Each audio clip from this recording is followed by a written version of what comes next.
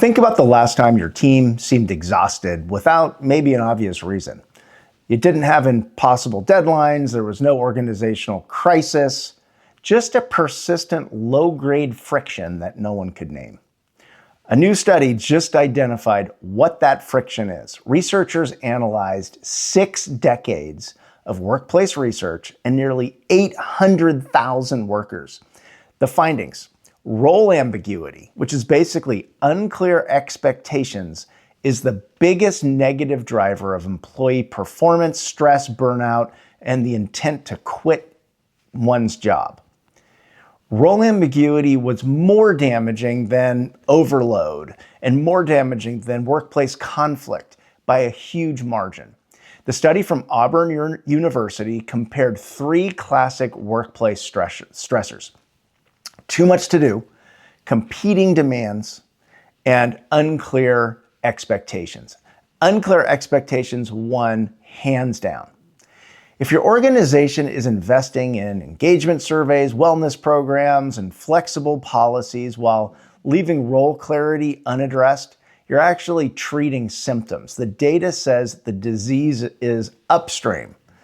So why is role ambiguity so destructive? Well, when people don't know what success looks like, what decisions are theirs to make, or how their work connects to larger goals, they don't wait for clarity. They search for it constantly.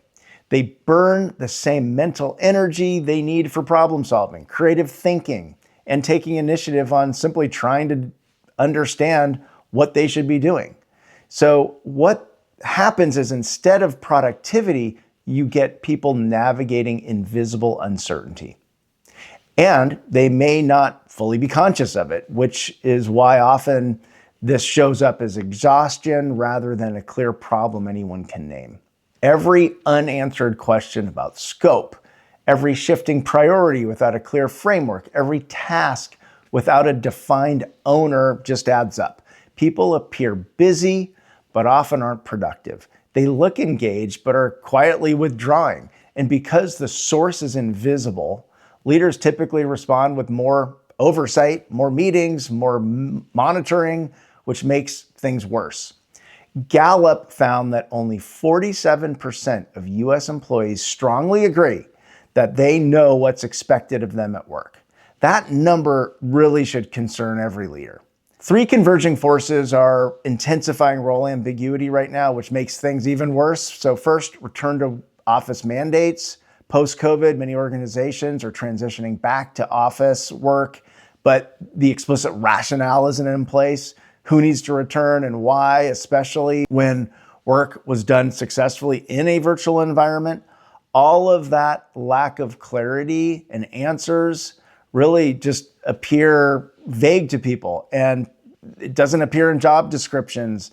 And so those things that are unclear to people shape their experience every day, and they're ambiguous. AI disruption's also creating ambiguity. Organizations are deploying AI tools faster than redefining the work roles around them.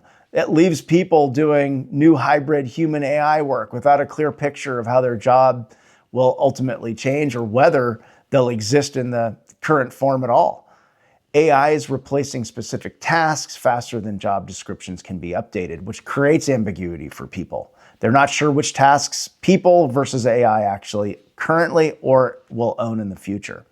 And then finally, layoffs. Layoffs quietly expand roles. So when companies cut staff, role definitions rarely get updated to match. Surviving employees absorb the responsibilities of departed colleagues with no formal change in their title, scope, or compensation, and that creates ambiguity as well. The antidote to role ambiguity is clarity. Not more goals, better defined ones. Not more micromanagement, clear decision rights around what people own. First, define success concretely. Ask yourself and your team, what can we point to in 6 months and say, we're aiming for it. If the answer is vague, the ambiguity may be real. Clearly define decision rights. Second, clarify decision rights. Role ambiguity often occurs when decision ownership isn't clear.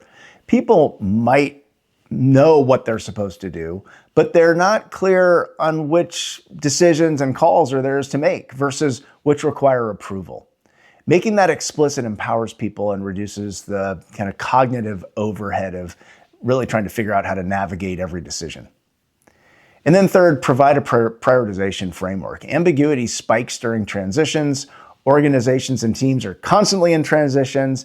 And the goal is that when people know how priorities get set, they don't have to pause and wait for direction every time something changes. A simple tool that you might look at are RACI charts. Who's responsible and accountable for each task and who gets consulted and informed. It's a simple best practice tool. The framework's been around for decades and it remains a tried and true best practice to help. So this week, pick a team and ask, if I described each person's role today, how precisely could I answer what success looks like for the person, what decisions they own, and how they should handle shifting priorities?